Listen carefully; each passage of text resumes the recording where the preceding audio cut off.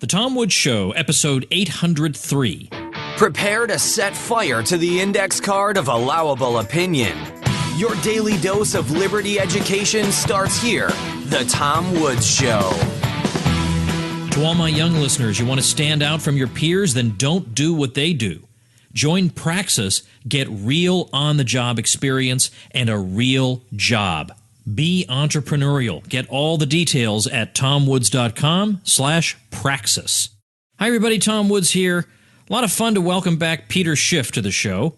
Peter has a bit of laryngitis today, but he's a good sport and joining us anyway. Peter, of course, as you know, is CEO and Chief Global Strategist of Euro-Pacific Capital. Visit them at europac.com. He also hosts the Peter Schiff Show as a podcast at schiffradio.com. I used to fill in for Peter when he had his full-blown radio show, as you folks some of you will remember, I'm sure. And he's also the author of many books, including Crash Proof, How to Profit from the Coming Economic Collapse. That came out in February 2007 and pretty much described the financial crisis to a T. So that really catapulted Peter into the spotlight. I mean, he'd always been a commentator, but that thing really, really did it. So very interesting guy, very smart guy, and I solicited some questions from the folks in my private Facebook group, the Supporting Listeners Facebook group. You can be part of that group by checking out supportinglisteners.com, and I'm happy to welcome Peter back. Peter, thanks for being here. Thanks, Tom. Thanks for having me on again. I know you comment very regularly, but my audience may not always get to hear you, and I am interested in your ongoing impression of Trump and his appointments. Well, I mean, first of all, I'm one of the people that wasn't surprised that he won. I actually kind of expected it. And it really validated what I've been saying all along, which is that the economy is much weaker than the powers that be portray. I mean, that's why he was able to get so many votes from people who may have voted for Obama even twice. It's because the economy is very weak. But just electing Donald Trump president doesn't solve any of the economic problems that are the reason he was elected. In fact, he hasn't even talked about those issues yet. I mean, superficially, he's talked about less regulation, which would help.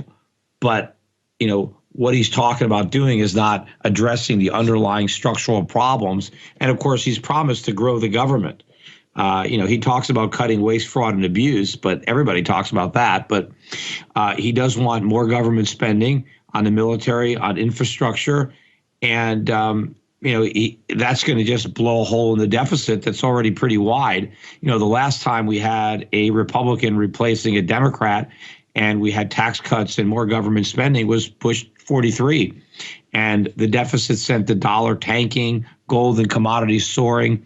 And, commodities are already starting to rise. Oil prices are, $54 a barrel. Interest rates, long-term rates are at 2-year highs right now, starting to anticipate the additional inflation that will result from these policies. But I think where people are missing the boat, people expect the Fed to maybe be more tight as a result of now the fiscal stimulus. But the only way we can have the fiscal stimulus is if the Fed is looser than ever.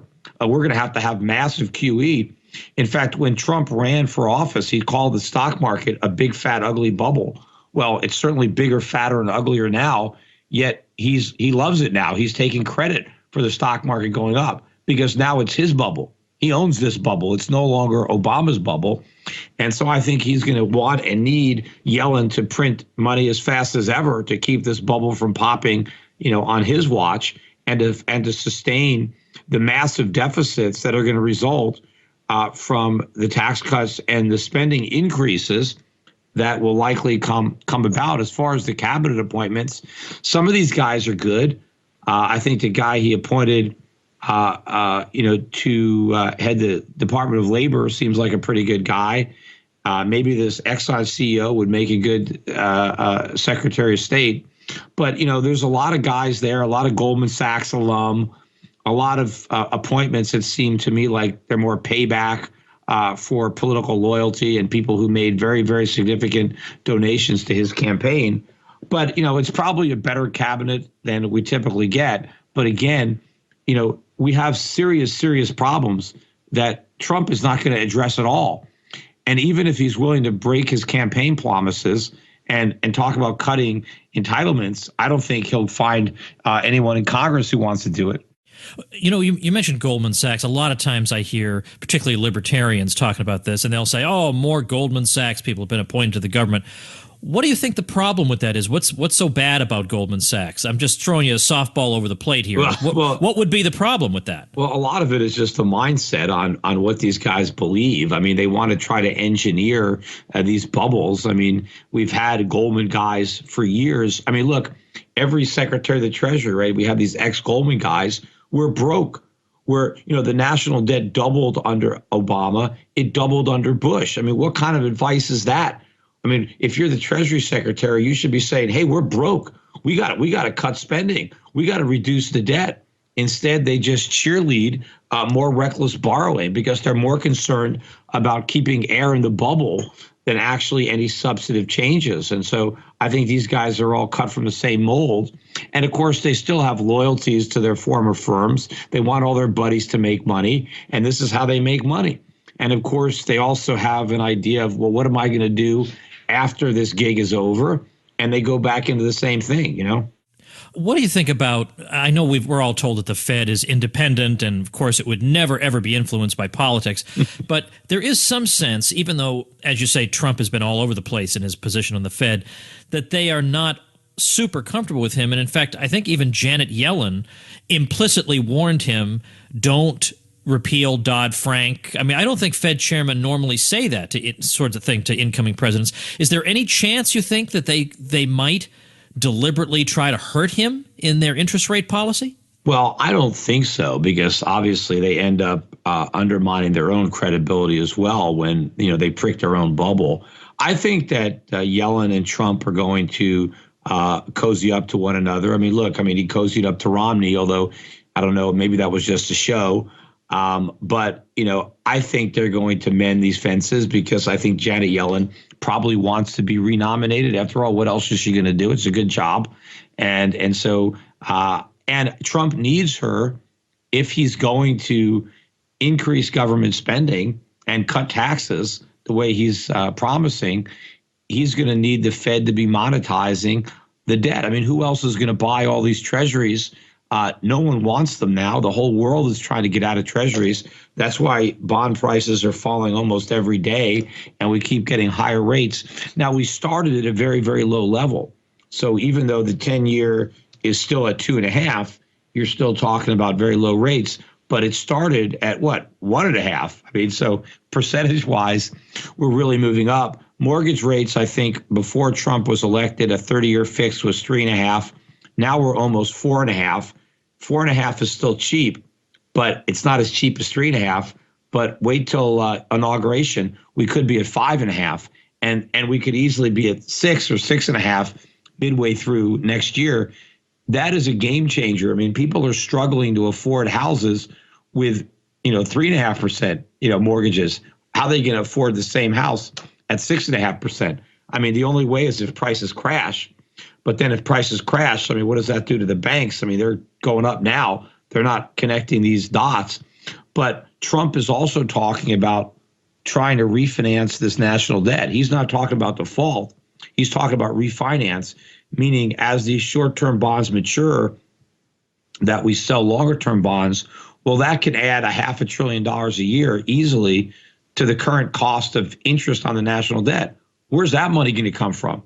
Especially if they're cutting taxes and spending more money on infrastructure and defense. I mean, you could look at annual budget deficits coming close to $2 trillion a year. I mean, who's going to finance that other than the Fed? Well, there is one area where you and Donald Trump have your proposed solutions are very different, but where you've both expressed some concern, and that involves the trade deficit. Now, as you well know, you talk to a lot of libertarians about the trade deficit, and they'll say there's no problem with the trade deficit. They'll say, look, I've got a huge trade deficit with the grocery store. The grocery store doesn't buy any of my stuff, and I'm doing fine.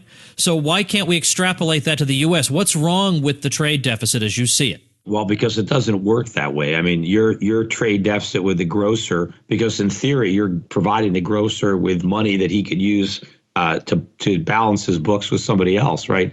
But when you're looking at cross borders, when you're talking about countries, The trade deficit is a massive problem because we have to go into debt to finance it. If we import things that we can't pay for with exports, we have to borrow the money.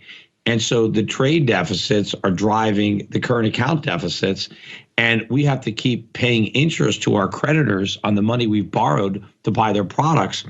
But the other important part that people overlook is that our trading partners eventually want to get paid. They eventually want products in exchange for the ones that they provided us. And so we are ultimately going to have to redeem all the IOUs with real stuff, real merchandise. Well, where is it going to come from?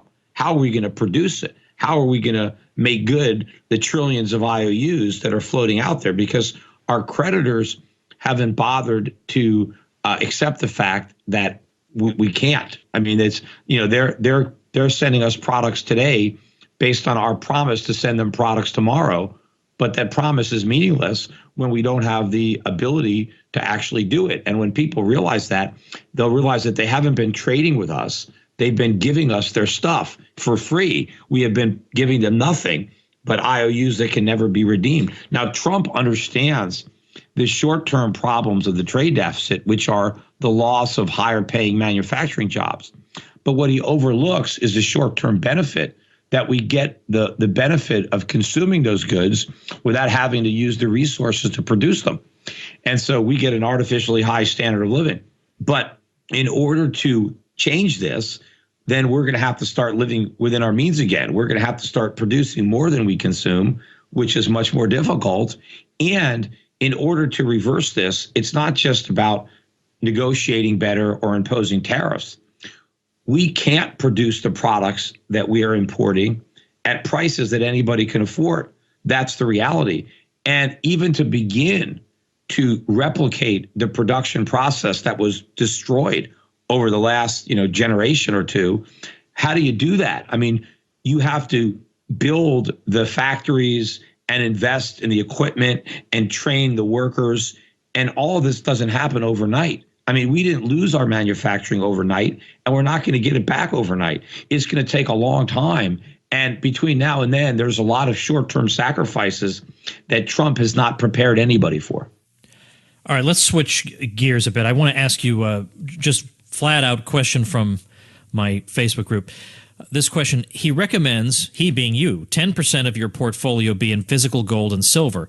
Does he have any generic recommendations for the other 90%? Maybe at least a low to high risk ratio and some examples of what he considers good low and high risk investments? Yeah, well, I mean, people can invest, certainly part of their money in real estate. I mean, I think the U.S. market is still expensive, but most of the money that I advise on and that I can help people on is their stock portfolios. And I do think in general, as an investor, stocks should be a good percentage of your portfolio. I just happen to believe, as Donald Trump believed before he was president, that the stock market is a bubble, that U.S. stocks are very expensive, and they have been for a long time. This is not a new phenomenon. It's the byproduct of these bad monetary policies that have caused all these levered buybacks. I mean, U.S. companies have spent the last 10 years buying back stock, not modernizing their plant and equipment. I mean, they're more like giant hedge funds. But there are still companies in other countries, whether it's New Zealand or Singapore or Hong Kong or Switzerland or Norway. There are places where I believe that fundamentally the economies are on much sounder footing. And I believe that stock markets represents much better value to investors, meaning I can buy corporate earnings at a lower multiple and I can enjoy a higher dividend, and I can earn those dividends in currencies that I believe are going to appreciate over time rather dramatically against the dollar. So I still believe in a lot of stocks in a portfolio, and to the extent that you want to have an allocation of stocks, let me do it for you. I manage money. I do that for a living. I manage these global portfolios. I do it in separately managed accounts. I do it through my mutual funds. So for the other good portion of that 90% that's not in physical gold, then, contact one of my brokers at Euro Pacific Capital at Europac.com, right? EUROPAC.com, and let me help build a portfolio for you to take advantage of the growth opportunities that I think exist overseas. And I do believe that when we do have a massive realignment in exchange rates, that you will see a big increase in the value of foreign assets. And I do believe that the relative living standards will adjust. Americans will stop living above their means, but a lot of other people will stop living beneath their means, because the rest of the world has been making our extravagant lifestyle possible. And so I want to be in a position to really benefit from that transition. But to the extent that you want to buy gold, I'm going to help you there too, right? Because I've got Schiff Gold, which, I can help you buy your physical gold and not overpay for it. But really, I want to talk about too, this new company that I'm involved with, Gold Money, that is more than just buying gold, right? Gold Money is potentially a game changer. I mean, this is a monetary revolution that Gold Money is actually enabling, right? Where we can reject government money, Federal Reserve notes, fiat currency, the source of the government's power, the source of the Fed, and this whole, phony banking system is all propped up on this money. But we can reject it. We don't have to use it anymore. I mean, they're not paying us any interest. The banks are all insolvent, basically, the large banks. And so if there's no interest and you've got lots of risk in the banking system, the only thing that dollars have going for them, Federal Reserve notes, is that they're convenient to use.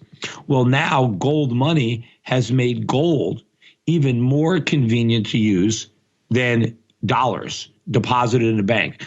I can more easily spend my gold now, thanks to Gold Money, than I can my dollars in my bank account.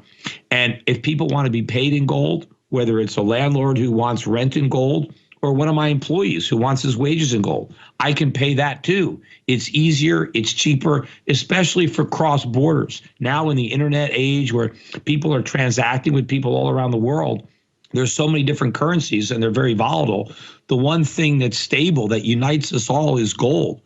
And gold is valuable in Australia. It's valuable in France. It's valuable in Brazil. And if I want to trade with people, if I want to buy something or sell something to people online, they can pay me in gold instantly. It costs nothing. So this is a real revolution, right? Where we can all once again use gold as money and totally reject the fiat system. Because in the past, you couldn't do it, right? How do you lug your gold around? How do you buy a cup of coffee with your gold? Well, now you can. With Gold Money, I can buy a cup of coffee with gold. I can buy a plasma TV with gold. I can buy a house with gold. I can buy whatever I can buy in dollars or euros. I can do it in gold. And I can make the transfers less expensively and quicker than I can using the banking system. So I would suggest that all your listeners go to goldmoney.com and just open up an account and get started. Buy yourself some gold, use your credit card. You can buy $25 worth, $50 worth, $100 worth, 1,000, whatever you want. They only charge 0.5% over spot. So it's very cheap. And they'll store up to $40,000 worth, 1,000 grams for free. So you got no storage. It's cheap to buy. They'll send you a MasterCard for free. You can use the MasterCard anywhere they accept MasterCard, and you can spend your gold as easily as you can spend your dollars. But more importantly, as more merchants sign up to accept payments directly in gold, you won't even need that MasterCard. You can pay in gold just like you use your PayPal account to pay dollars. You can pay in gold, and merchants can, start accepting payment in gold. And especially for, not just the United States, but there are a lot of countries that are having huge problems right now with their fiat currency. Currencies are collapsing overnight. The way to protect yourself is to not have those deposits. Keep your money in gold. And now not only is it safe, it's extremely liquid, right? And if you buy some gold right off the bat, they'll give you 5% bonus for free. So up to, I think, 0.5 gram. So you're ahead of the game right off the bat. And more importantly than doing it yourself, you can refer people to do it. Every time you refer somebody, they'll give you your own link that you can embed in an email or a text or a banner ad. And any of your friends that sign up, you'll get a little more free gold. You can promote it to yourself, Tom. You can have it on your website. You can get your own unique code. And as people sign up, you'll get a little free gold too for helping to spread the word and bring more people into the revolution. Sounds good. All right, more with Peter Schiff after this message from our sponsor.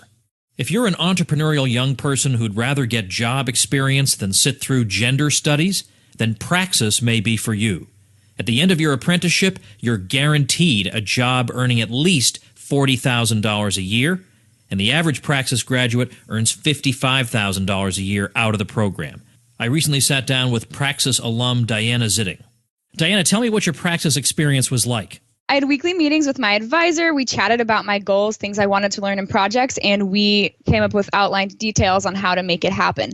It was very personalized. The whole team knew me by name before I even started, so it was amazing. Diana, what I think people may not realize is you're only 18 years old. You've already finished the program, and what are you doing now? Yeah, so I am 4 years ahead of my peers who just completed a semester of college, and I'm working as sales manager at the company that I apprenticed with while I was in Praxis. I've got tangible, measurable proof that hiring me is an investment that pays off. I know how to stick out from other applicants for positions, and I truly feel like I know how to live a freer life. On top of that, I don't have a penny of debt. Get all the details plus some bonus goodies when you check it out through tomwoods.com/praxis. All right, a couple more questions. Of course, I have about 1,000, but can you explain to people what a triple leveraged ETF is and what your opinion of them is? Well, leverage means that they've borrowed money to buy whatever it is they're investing in. And so whether it's double leverage or triple leverage, it really refers to how much of the underlying asset you're controlling with a dollar. And so if you're triple leveraged, your dollar is levered 3 times so that for $1 invested, you're controlling $3 of the underlying asset, whether it's stocks or maybe precious metals, whatever it is. So the upside, of course, is, hey, if the market goes in your direction, you can make 3 times as much money, right? That's the good part. The bad part is if it goes in the other direction, you can lose, right? 3 times as much money. But the added problem is the cost of the leverage, because you have to borrow the money to buy the assets. If you're only putting up $1, but you're buying $3 worth of something, you had to borrow the other $2. And there's an interest rate associated with that loan. And so if you get into one of these leverage investments, even if the asset stays stable, you're losing because you have to pay the interest on all the money you've borrowed. So it's very, very risky. You would only want to use one of these vehicles for a short-term trade. You wouldn't want to buy it and hold it for years, because then the interest really backs up. So basically, I mean, I don't really recommend that people utilize these structures because of the inherent risk, especially if you're buying something like a levered ETF of gold stocks, because gold stocks are already massively levered to the price of gold. So, you don't need to lever it up even more with borrowed money, because in the short run, the trade could really go against you. And what you don't want to do is get in one of these vehicles, then get stopped out of it. Let's say you're trading it or you get forced out and you end up losing a lot of money. But ultimately, you're right. The asset moves in the direction that you believe, but your timing was off and you didn't have the staying power to ride it out because you borrowed too much money. So, I know that timing is always very difficult, if not impossible. So I don't want to encourage people to gamble on the outcomes that I believe are coming. Just take the money that you have to invest and invest that. You don't have to go and become a speculator by borrowing even more money to make an even bigger bet, on it, because you could end up losing.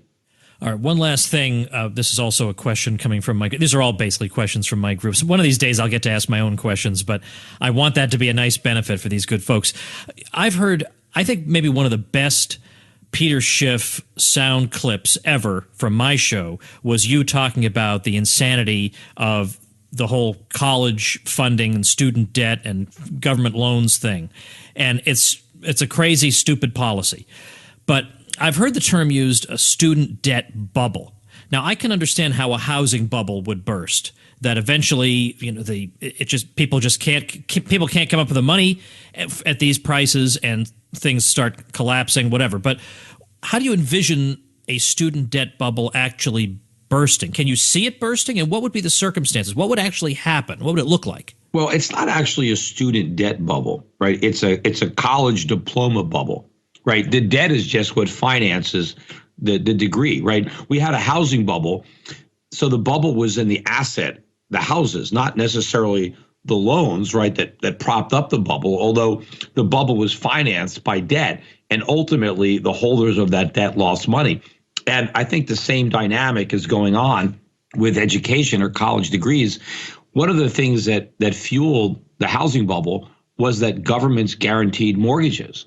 And so therefore, lenders were willing to extend credit to people who wanted to buy houses, even though the houses were obviously overpriced, and even though the borrowers probably couldn't even repay the loans because the government was on the hook to do it. That is the exact same dynamic you have in education, where student loans were guaranteed by the government, and now, in fact, the government just issues them directly. And so banks were willing to loan students unlimited amounts of money, regardless of what the actual value of the degree was or whether or not they believed the student could ever repay it, because the government was promising to do it. So nothing mattered. So because of the ability with which people could borrow money to buy houses, people started building fancier houses, with the granite countertops and all the Sub-Zero appliances. And we started building houses bigger and fancier, all the McMansions, because all the cheap money made it possible. And who was making money? The home builders, right? The realtors. They all made money off this bubble. The same thing is going on in education. Because kids can borrow lots of money to spend on colleges, the colleges want that money. So they start, building big gymnasiums and off-campus housing and spending extravagantly on their staffs and their administrations. And they keep increasing the price of a college degree, and people just keep borrowing the money to buy it. I mean, there's no free market restraint on this. So the colleges, the universities are enriched, just like the home builders and the realtors. They're making all this money. But meanwhile, the price of a college degree, just like the price of a house, keeps going up and up and up. So there's the bubble, because people are now paying through the nose for degrees that in reality have very little market value. I mean, what is the market value of if you major in the sociology of sports? I mean, what is the real value of some of these liberal arts degrees in the marketplace? Most people that end up with these degrees end up doing jobs that they could have done even if they dropped out of high school. They don't actually deliver any extra earning, yet you waste 5 or 6 years of your life now because the colleges are so crowded, because so many people go because of government subsidies, that you can't even get the courses. So it now takes 5 or 6 years to get a 4-year degree, and you come out and you're 50, 100,000 in debt. And what can you do? What skills do you have? You have none. And so, you end up moving back in with your parents, and you're stuck there for, eternity. But the way the bubble bursts is, the students can't repay the debt, but people start to realize that the cost of a college degree is just not worth the price that it takes to get one. And businesses start realizing that, there's a better way to screen our applicants other than whether or not they went to college. Because who cares? Everybody went to college. Doesn't mean they know anything. Doesn't mean they learned anything. So the free market will find other ways that young people can prove to potential employers that, they got something going for them. I mean, personally, I think most people today would be better off just skipping college altogether and just going into the workforce and getting real work experience and having that rather than a college degree. But this thing is, all this gigantic bubble. We have $1 trillion now plus of debt. The prices keep on rising, and you can see the results, right, where people are, struggling. I mean, go a video that I did. I don't know if you saw this video, but I did it in New Orleans a few years ago. If you just go into YouTube, Peter Schiff College, you can see where I walked around Bourbon Street interviewing all these people who worked there, who did, menial jobs that anybody could do. And I asked them, did you go to college? What did you major in? When did you graduate? How much do you owe? And everybody was a college grad, and nobody was doing work that you would go to college to do. But, the mindset has been everybody has to go to college. Just like for a while they said everybody has to own a house, right? That's the American dream. You have to own a house. Well, why can't you rent? What's wrong with renting? For a lot of people, renting made more sense. But no, everybody had to buy. That's what it's been like for college. Everybody has to go to college. Doesn't even matter if you're smart, you're dumb, even if you were a C or a D student in high school, you still need to go to college. Why? I mean, if you couldn't even get high school, why go to college? Colleges have remedial classes for reading and math. I mean, if you need remedial education in math and English, why are you wasting your time going to college? If you didn't master that in junior high school, let alone high school, but all this has benefited the educational establishment to the detriment of the students. And now they're loaded up with debt. And so that's the same dynamic. Anything the government gets involved with, anything it finances, whether it's healthcare, housing, education, it screws it up. It runs up the price and it runs down the quality, because a college degree now means nothing. It's actually, they ran up the cost of a degree, yet they destroyed its value because it means nothing. 50 years ago, if you actually went to college, A, you learned something, and B, it meant something, because not everybody had the degree. Now you learn nothing and everybody has it, right? So what's it worth, right? Well, it's interesting that this very episode, my sponsor was Praxis, which is this group that tries to get people out of this hamster wheel and get them right into into a business position with an apprenticeship, with a guaranteed job at the end of it, so that by the time these kids are 18, 19, 20, they've been working for a couple of years, they have no debt, they have huge advantages over their peers.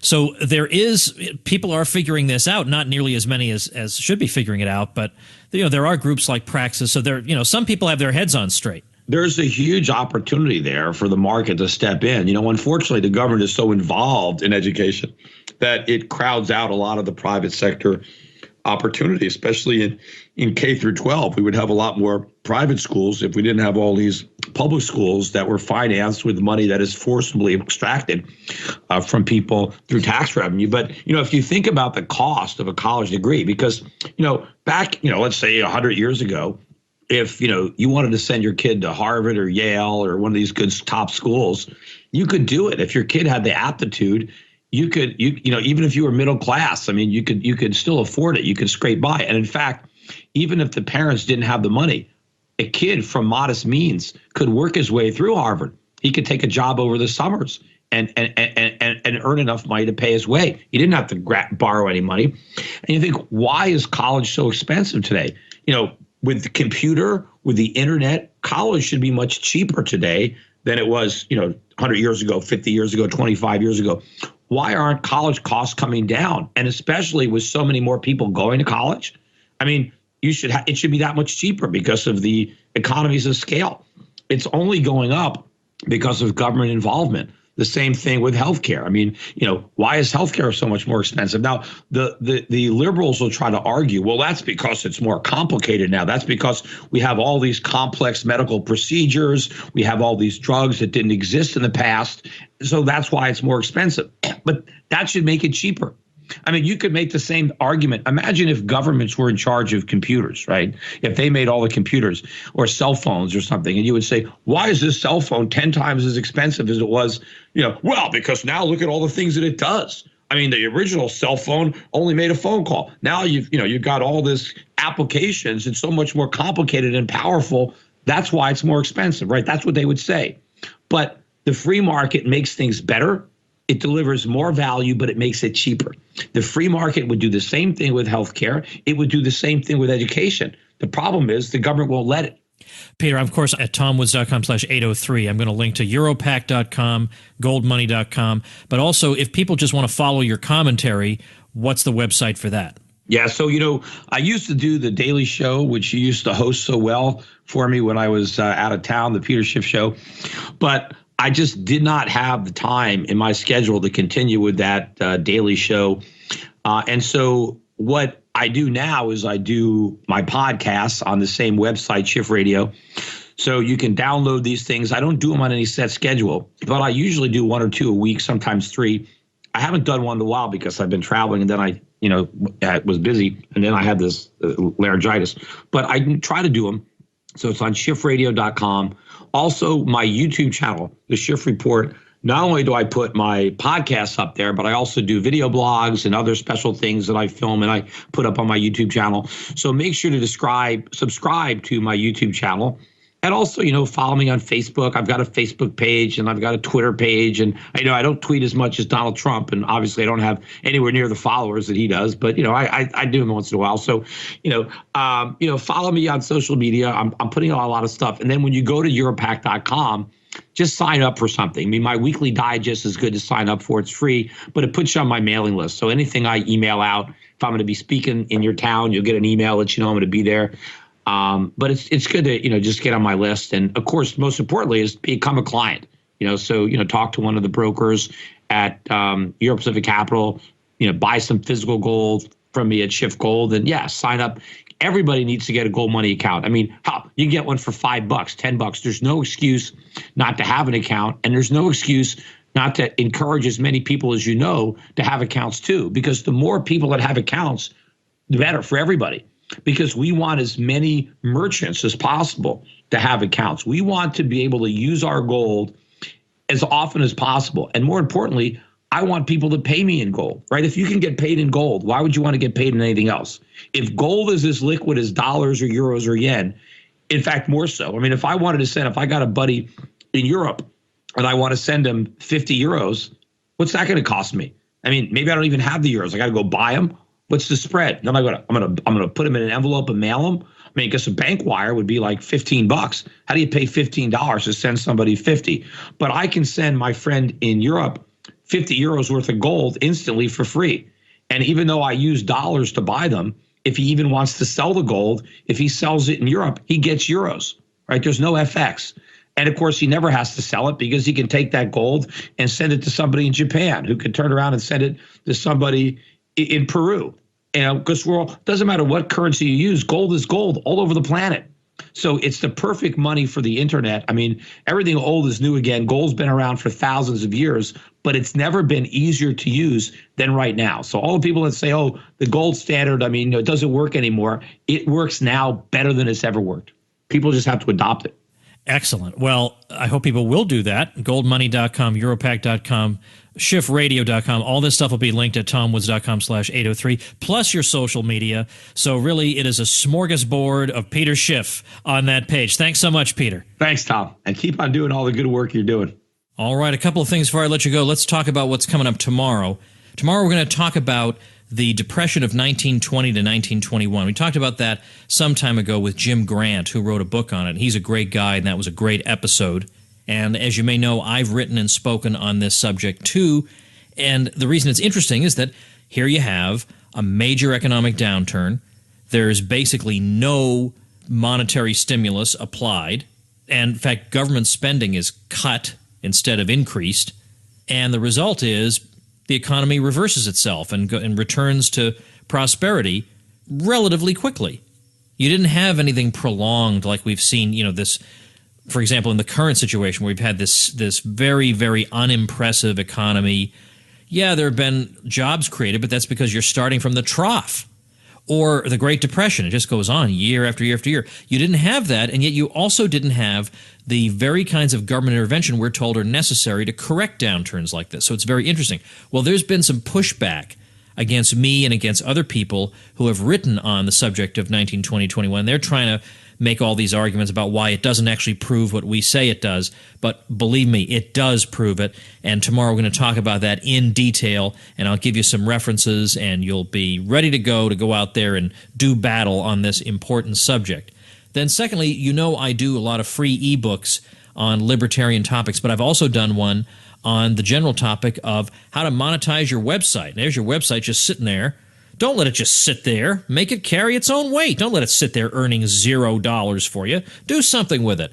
So this is what I do. I earn all my income online, so I show you exactly what I do. But it's also a how-to book if you ever want to know how to start a podcast or how to self-publish a book or how to earn money blogging or how to do affiliate marketing on your website, starting with the Amazon program, but certainly not stopping there. All kinds of stuff are in my book, 5 Paths to an Online Income. That baby is free, and it is beautiful and detailed and wonderful. One of the best ebooks I've done, if not the best, and you can pick it up by visiting pathstoincome.com. All right, that's it. See you tomorrow. Become a smarter libertarian in just 30 minutes a day. Visit TomWoods.com to subscribe to the show for free, and we'll see you next time.